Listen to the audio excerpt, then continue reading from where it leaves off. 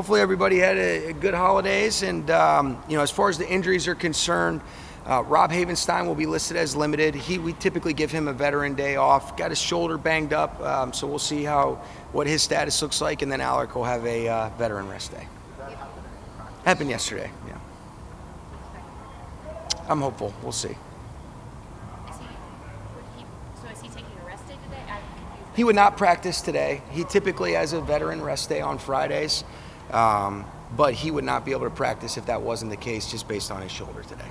Coach, what are some of the pitfalls you have to be aware of when you get to this particular part of the season and everything is as close as it is between two or three teams? I think, Jim, what's been really good about our football team is these guys have just been in the moment. And, you're not naive to what's possibly at stake, but I think our guys have played their best football and they've just focused on, hey, let's go cut it loose. Let's play to the best of our ability. Let's have a great week of preparation.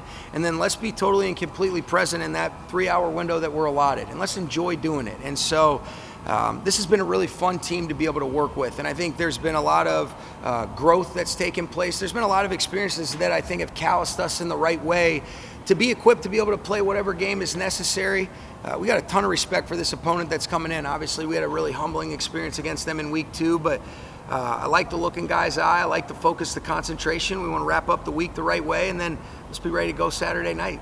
What's so much fun about this team? I just think the way that they're fun. It's a bunch of fun guys. I think this team is growing closer. I think there's more of a connection. And I always tell these guys, I see better than I hear. And when you look at the way that they celebrate one another, you look at the way that the offense gets excited for the defense for the offense, or the kicking game making a big play for us, the way that they stay even-keeled throughout the course of games. I was just talking to the production crew about, the moment for Tyler Higbee last week. That kind of epitomizes one of the things that's special about this team. How much love and appreciation and respect this guy has, and then the genuine and authentic excitement when he goes and makes a play that's critical for our team, but because of who he is as a human being. And so got a lot of different personalities, but I think that's what makes this team special, and a lot of different experiences, and it's been a fun journey. I think it's always about consistency. We've talked a lot about, whether it's starting faster offensively, minimizing some different things defensively. I think it's, how do we really play as well as we possibly can in all 3 phases and be able to put it together. Now, the enemy has a say in that as well, but you're just looking for the quality of football to continuously improve. When things do come up, how quickly can we address it and then be able to minimize its impact in a negative way on our football team?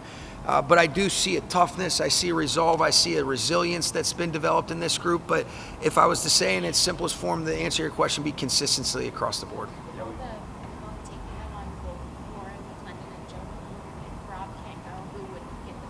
I think Joe would be the guy that'd be ready to go. Warren's done a lot of really good stuff this year. Jordan, Joe's played in a lot of games for us, a lot of big-time games, done a great job of being able to play on either side.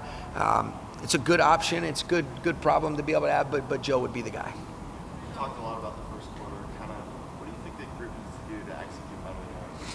I think it's just that. I think it's execution, and certainly we always have a say. Are we giving them the best opportunity to execute with some of the plays and situations we're putting them in? I look at when we've done it, it's been a pretty good movie, and then when we haven't, it's correctable things. But football is the ultimate team sport. It takes all 11, especially offensively when you're looking to do some of the things that we've really tried to do. And when it's been right, it's a really cool thing. And then when it's not, I like the way that our guys have responded to be able to get it corrected. Couple more guys.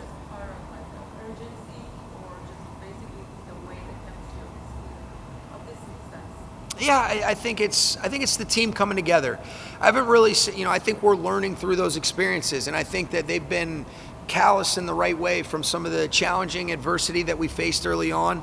Certainly there'll be adversity that comes up on Saturday night, and how we handle that is a key and critical factor to who we want to continuously become and be as a football team. But I would just say it's the consistency of their approach and their love for this game. Bobby Brownson, not only was the last time against Arizona, he considered it his worst game that he's played.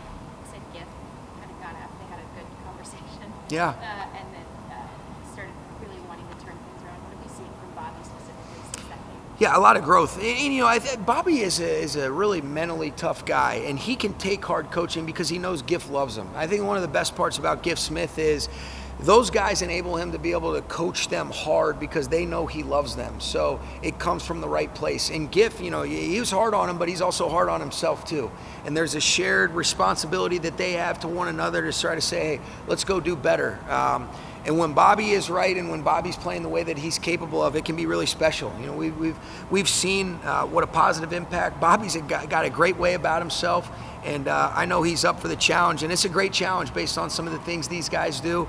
We got tremendous respect, but he's responded well. I think he's played really good quality football for us, Jordan, and that's what we're going to need on Saturday night. He said Giff is one of the few people he's ever met who, when he gets after him, he really hears him, he really listens, and Yep. he connects in that way. You've had a lot of coaches on your staffs over the last couple of years. What is it like for you when you see it click, when a coach really can reach a player? Well, I think it always starts with connection. Is there a connection between the coach and the player?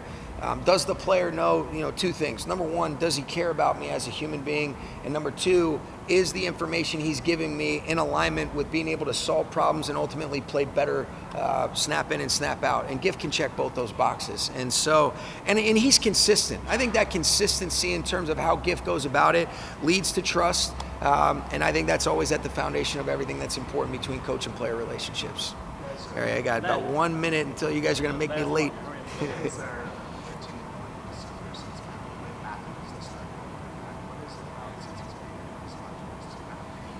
I think he's just clutch. I think he's got an understanding too. Where he really thinks like a coach, Adam.